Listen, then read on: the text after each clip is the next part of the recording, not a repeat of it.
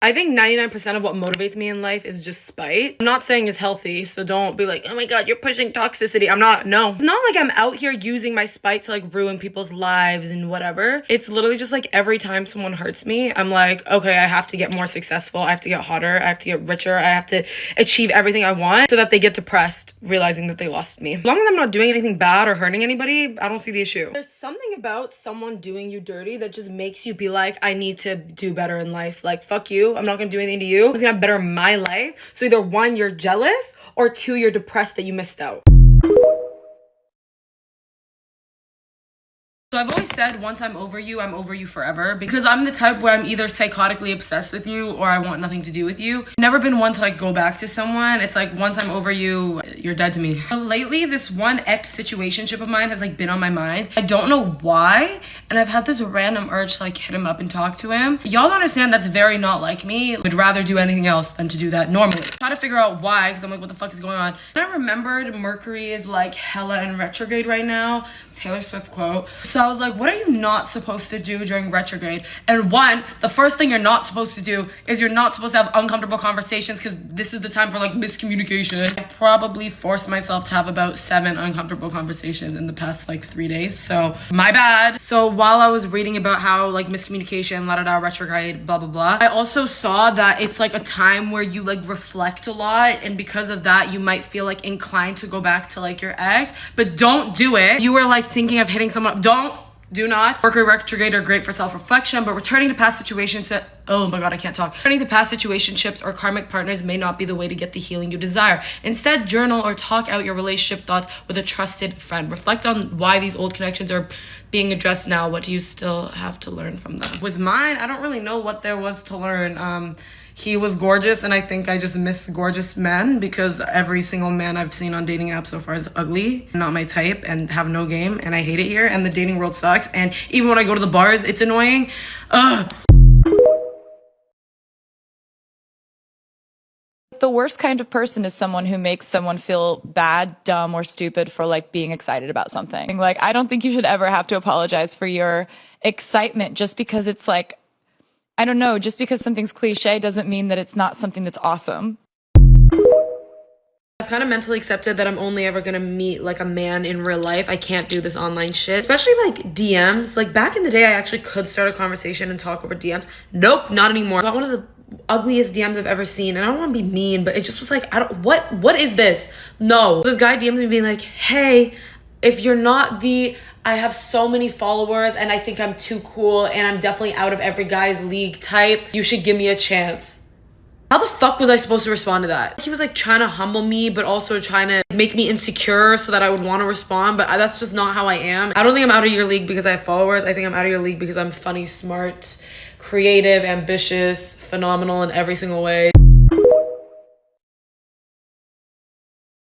Listen, I'm a slipper gal. I always wear slippers everywhere. On this trip to Anaheim, I forgot to bring slippers, so I just had one pair of socks that are kind of like my crusty slipper socks. Just like when I go to the lobby to pick up food or whatever, I just wear those. So they're in rough condition. I've noticed in like California, people don't be taking their shoes off everywhere. You know, it's pretty normal to wear shoes in the house. Not normal for Canadians like me, but whatever. If y'all watch my story time from like a few days ago about the adventure Emily, Maru, and I had, while I was getting ready, I was just like, I can wear these gross socks because I'm not gonna take my shoes off anyway, right? Then when we went to that second group's home, Emily and I were both like bonding in the car over how disgusting our socks were, and we're like, we can't take our shoes off because our socks are so gross. Like, then we walk into this home and I immediately notice everyone has their shoes off, and I'm like, all right. Emily and I tried to like finesse our way to keep the shoes off because we were both like, no one is seeing these. And then this one guy, fucking snitch, I catch him eyeing our shoes, and then Maru's like, okay, let's go upstairs. Then he goes, you want us to take our shoes off, right?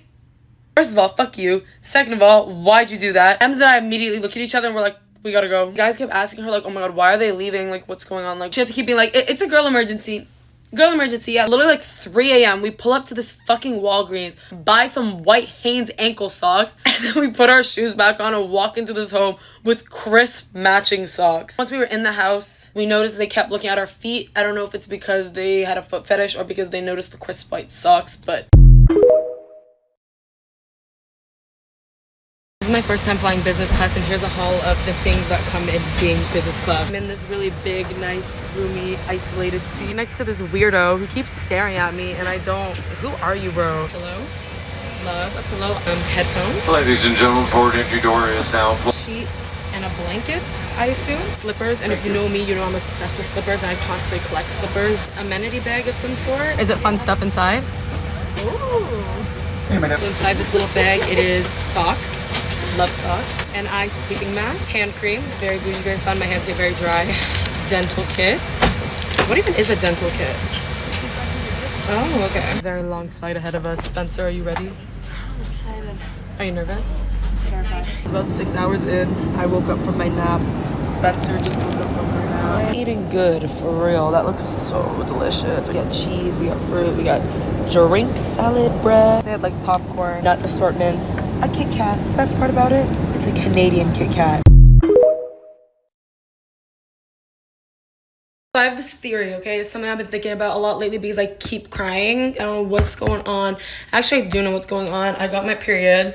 Stan, love, Bloody Mary. I fucking hate crying. Like, I despise it so much, and especially when I cry around other people. Like, I don't think it's embarrassing when other people cry around me, but when I personally cry, I'm like, ew, oh my god, ew, don't look at me. You know what I mean? I hate crying around people. I think I realized why. This is my theory. This is my hypothesis. Growing up, I was always told I was like a crybaby, and I was always told that I was too sensitive. And I think that if you grew up crying a lot and being told that you were a crybaby and called names and sensitive and la-da-da, you grow up to hate crying and think crying is like a weakness. Because as a child, you were probably like made to feel like having your emotions was such a bad thing, is such a horrible thing to show. Now that you're grown, you're scared of ghosts and memories feel like weapons. Now you hate crying like me because I don't understand why other people are so okay with crying, but when I cry, I literally have like a mental breakdown and be like, oh my god, ew, I'm crying, oh my god, stop.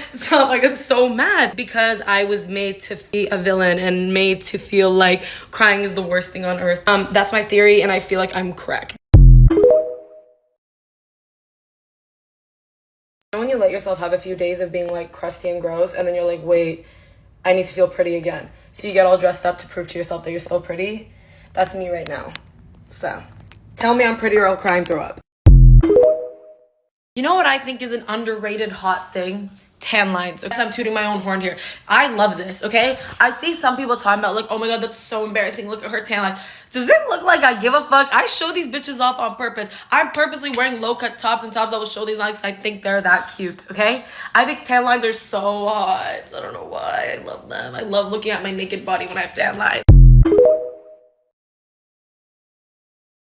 One thing about me is I feel bad for like inanimate things. I feel worse for things that aren't real than I do for real people sometimes. When I get like hate comments, I just saw this one comment of some dumbass. I was like, let me look at his profile. I looked at his profile picture, zoomed in on his face, and really thought, no way this man with his crusty, dusty ass fucking haircut, ratty ass jacket, sitting on his ratty ass car is trying to hate on me. And then I was like, but what did his haircut ever do to me?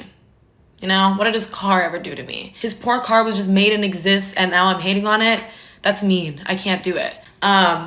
Wish him nothing but the worst. It's so crazy to me looking back that so many people I knew and like relatives got married so young. Like I remember one of my cousins got married at 20. Another family friend of mine got married at 22, had a kid at 23. I'm 23 and I feel like a baby right now, and you want me to have a baby? That's insane to me. Even when like older guys hit on me, when like a 30-year-old hits on me, I'm like, what are you doing? I'm young. Why are you hitting on me, psycho? And then I'm like, wait, I'm not 17. I am a woman.